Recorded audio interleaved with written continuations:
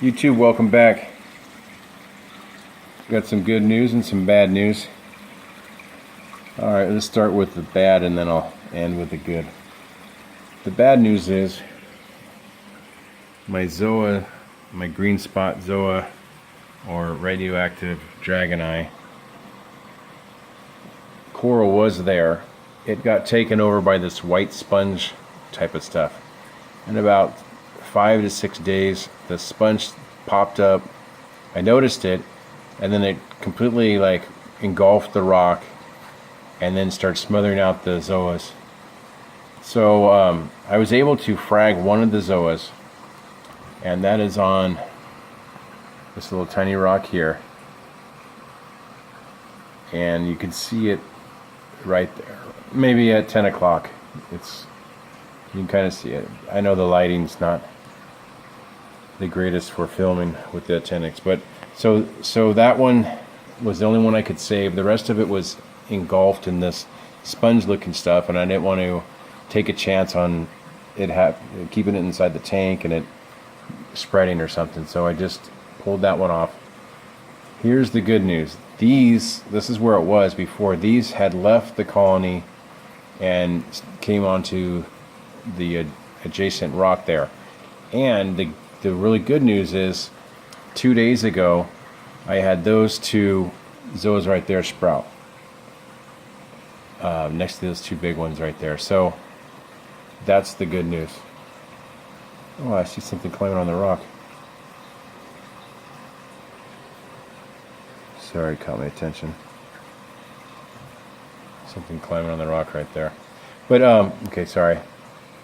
So that's the good news. They sprouted. I got some more good news is on these pallies right here. Before there was 6 heads, so you count 3 in the back and 3 in the front. Now there's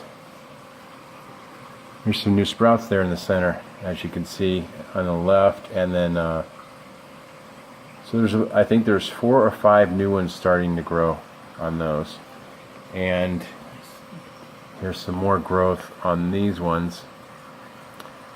These ones are kind of like a silverish gray color. They're kind of muted, not a lot of color to them, but I like them. They grow pretty good. Let me see if I can zoom in. There's all kinds of new ones popping up, as you can see. I'll take you around the other side and show you too. The hammer coral, same old thing.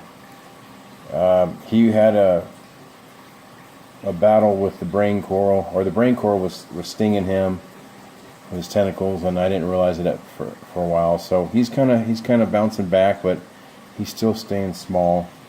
The brain coral right now, he's not as puffy as he normally is, maybe because he's full and he's not hungry at the current time. But that's it. The maize coral, it's still hurting.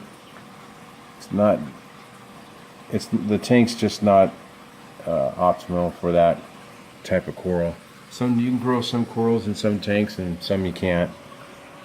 I'm glad I can grow pallies and zoas, kind of.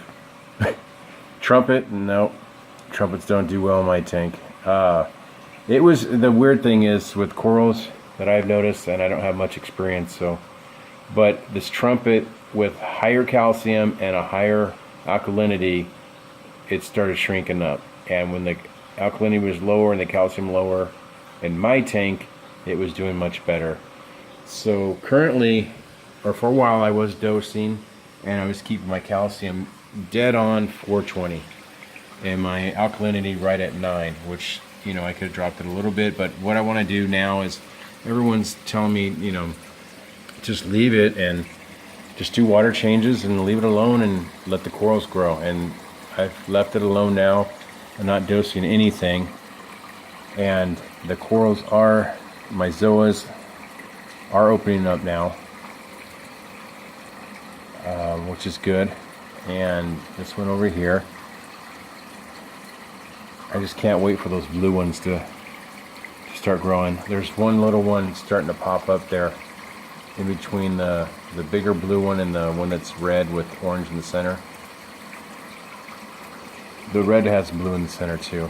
But and then this zoa in the back right there, it had a red root looking thing on there where it was spreading, and it was like starting to touch the zoas, and they're all shrinking up from it. So I scraped it off the rock.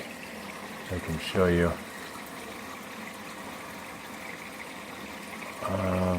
See the back part of the rock just past that pink zoa on that same rock? That's where I scraped it off of there. And I took it out of the tank, the coral, and put it in a separate bucket and scraped all that stuff off with a razor blade, and tried to get that out of there. Oh, these green pallies right here, that's what I call them. They're okay. I mean, some days they're looking fine and some days they're not. So I don't understand why they're like that. So there it is. There's an update. My last update I could not upload. I tried like 10 times. It wasn't working. So that's why we're kind of missing the whole sponge taking over that coral. I was going to show you guys, see what you guys thought about it. This was kind of crazy. And the green star polyp, it looks maybe a little bit bigger, and it looks kind of the same. I'm not sure.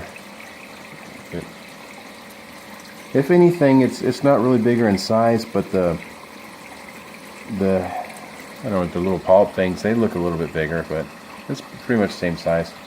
So that's about it. I do have my nitrates about between 15 and 20 now, and that's different. So the corals are kind of reacting to that a little bit different, which I don't know if that's what the trumpet's reacting to, or because when I had higher nitrates it was bigger, and so I'm not sure. I'm just kind of writing stuff down and learning myself. So this one, the polyps haven't came out in a while in this one. Again, this coral too, it likes higher calcium and a higher pH and a higher DKH. And I haven't seen the polyps out for a while.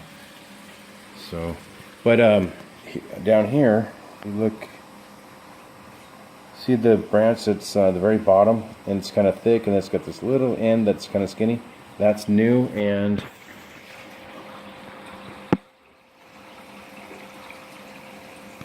that whole thing right there, if you can see it, that's all new on the bottom and on the branch closest to us, if you can tell right there. So that's some new growth. That's good. My acans, they're a little bit bigger, but kind of the same, but maybe the heads are a little bit bigger. I'm not sure, but they've kind of always looked the same. They eat really well, so I guess they're healthy. All right. I'm going to let you guys go. I'm just kind of rambling now. Alright, see you on the next one.